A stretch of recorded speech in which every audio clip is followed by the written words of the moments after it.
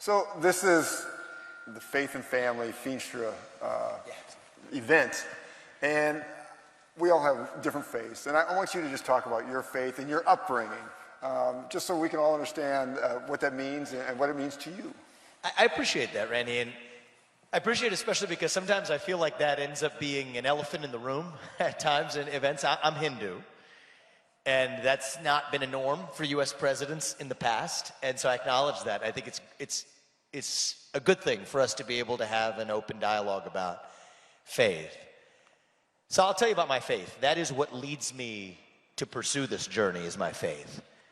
My parents instilled in me my faith from a young age, and though I left it probably for much of my 20s and late teen years, I definitely came back to it with conviction.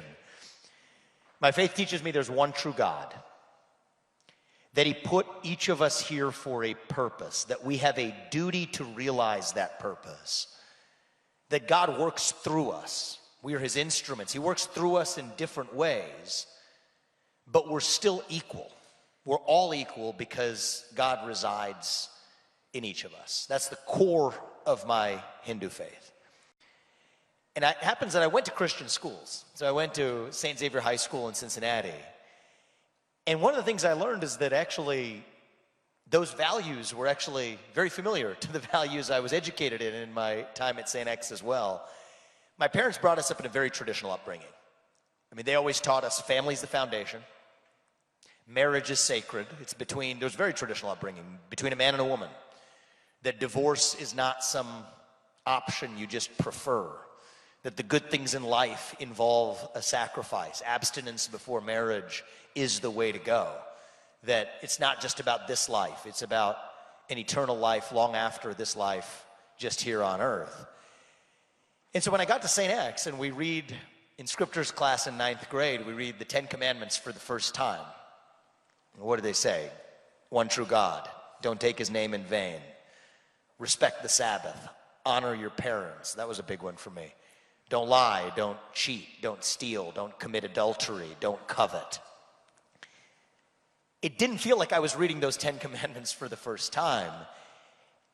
And that's certainly when it hit me that these values that I was raised in, they don't belong to Hindus. Just as they don't belong to Christians or Jews or anybody else, they belong to God. And I do believe those are the values this nation was founded on.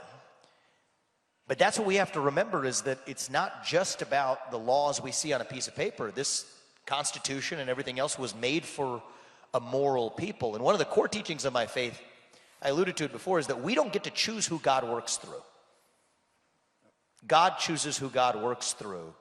So later that semester at St. X, we get to the book of Isaiah. You may be familiar with some of the teachings coming out of that, but God chose Cyrus in that book, a Gentile all the way in Persia, to lead the Jews back to the promised land. And so that's a core teaching of my faith, is that I believe that we each have our own God-given gifts. It's our duty to use those gifts to achieve good on this earth, and that's a big part of what led me to this journey as well. And we can, talk about what I think needs to be done in this country, but I would say it is my faith that led me to this journey, and we're very proud of that. Well, thanks for explaining that. Yeah, Thank you. Thank you. Thank you. Yeah.